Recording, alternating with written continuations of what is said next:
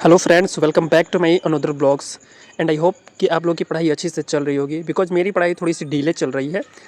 Reason ये है कि मेरे को फ़ीवर हो गई है लगभग 5-6 दिनों से।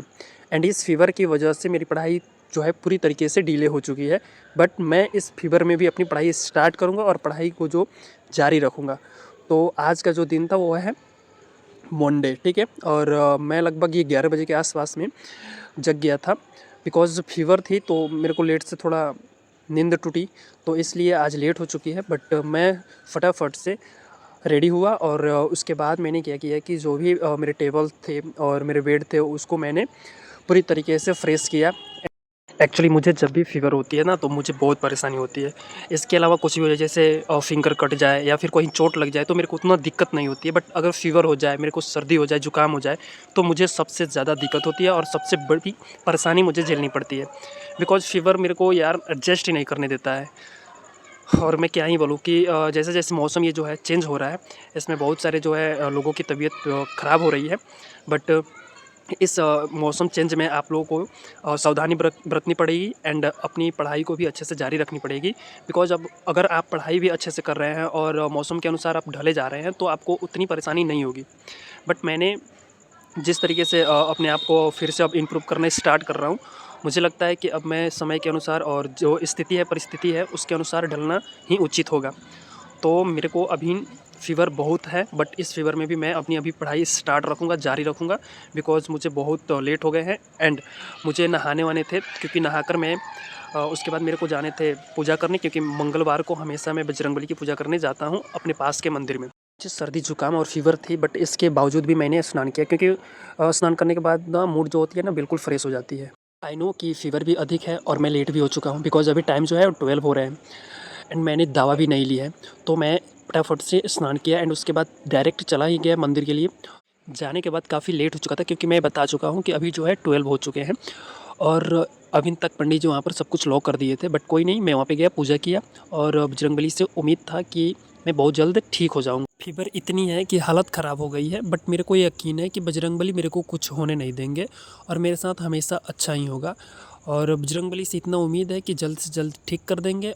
जब पूजा करके वापस रूम पर आया तो सबसे पहले मैंने खाना खाया, बिकॉज़ लेट हो चुका था ऑलरेडी।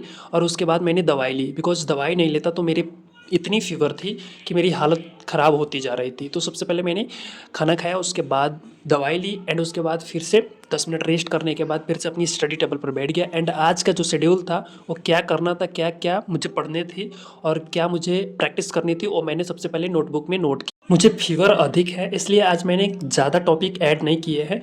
मैंने सिर्फ 2 ही सब्जेक्ट को ऐड किए हैं, रीज़निंग और मैथ। रीज़निंग में मुझे पज़ल जो चैप्टर है उसको मेरे को और अटेंड करने थे और उसको प्रैक्टिस करने थे। एंड उसके बाद जो मैथ था, अरिथमेटिक में सीआई जो था, कंपाउंड इंटरेस्ट, उसमें मेरे को लेक्चर नंबर 15, 16, 17, 18 इनको क्या करना था, मेरे को प्रैक्टिस करना है। एंड 18 जो लेक्चर है उसको मेरे को ऑनलाइन अटेंड करने हैं। तो चलो अपनी पढ़ाई स्टार्ट करते हैं। तो लाइक कर देना अगर नए हो चैनल पर, तो सब्सक्राइब कर लेना और इस चैनल से जुड़ जाना, क्योंकि इस पर मैं पढ़ूंगा और आप सबको मोटिवेट भी करूंगा और आपको पढ़ाऊंगा भी कि कैसे पढ़ाई करते हैं। अगर आप फ्रेशर हैं, 12th करके आए हैं, अगर आप सीजीएल, एसएससी एग्जाम्स जैसे कोई भी एग्जाम्स को टारगेट करते हैं, तो मेरे चैनल से जुड़ जाइए। बिकॉज मैं इस पर पूरी तरीके से पढ़ूंगा भी और आपको पढ़ाऊंगा भी और आपको हमेशा मोटिवेट भी रखूँगा। तो मैंने जो लेक्चर्स थे उनके वो कंप्लीट किए और मैं जो है रीजनिंग वो पीयूष सर से पढ़ाई करता हूँ। बिकॉज पीयूष सर जो है ना वो बिल्कुल हलवा बना देते हैं रीजनिंग को, और उनका जो मेथड जो होता है ना वो बताने का बहुत ही इंटरेस्टिंग होता है। एंड आई नो कि आप बहुत सारे ऐसे स्टूडेंट्स हैं जो इनसे पढ़ाई भी करते हैं एंड अभी फ़िलहाल में पढ़ाई भी कर रहे होंगे, बिकॉज आपको पता भी होगा कि इनके पढ़ाने का जो स्टाइल होता है कितना इंटरेस्टिंग होता है। एंड गाइज मैं बताना चाहता हूँ कि मेरी जो प्रिपरेशन हो रही है सीजीएल 2028 की हो रही है, बिकॉज मेरा एग्जाम जो है ग्रेजुएशन जो फाइनल होगा वो 2028 में होगा, इसलिए मैं 2028 में अटैम्प्ट दे पाऊँगा। एंड मैंने रीजनिंग की 2 क्लासेस ली एंड उसकी प्रैक्टिस किए, जिसमें लगभग 8 क्वेश्चंस थे। बिकॉज पजल के जो क्वेश्चंस होते हैं काफ़ी डिफिकल्ट होते हैं, इनको पढ़ना पड़ता है फिर सॉल्व करना पड़ता है। फ्रेंड्स, जब मैं प्रैक्टिस कर रहा था रीजनिंग की, तो उस समय क्या हुआ कि मैं जो चेयर जो था उस पर बैक साइड में जब काफ़ी वेट दिया तो मेरा जो चेयर था वो टूट गया। आप देख सकते हो यहाँ पर कि मेरी चेयर किस प्रकार से टूट गई। और काफ़ी मूड ऑफ हो गया यार जब टूट गई चेयर तो, क्योंकि मेरे को हमेशा जो जो आदत थी ना, हैबिट जो थी, वो मैं प्रैक्टिस करता था, देन उसके बाद मैं थोड़ा सा पीछे की तरफ वेट देता था। मूड पूरा ऑफ हो गया एंड उसके बाद मेरे को काफ़ी हरासमेंट होने लगी थी एंड उसके बाद मैं सो गया था। और सोकर लगभग 2 ढाई घंटे के बाद मैं जगा था। तो उसके बाद मैं फ्रेश हुआ एंड उसके बाद थोड़ा सा घूमने के लिए बाहर चला गया था। और बाहर क्या, घूमने के लिए नहीं, मैं दवा लेने के लिए गया था क्योंकि दवा ख़त्म हो चुकी थी। एंड अभी जो है लगभग शाम हो चुकी थी और मुझे दवा खानी थी, तो खाना बन चुका था, खाना रेडी हो चुका था। आप सभी को मेरी आवाज़ से ही पता चल रहा होगा कि कितना फ़ीवर है।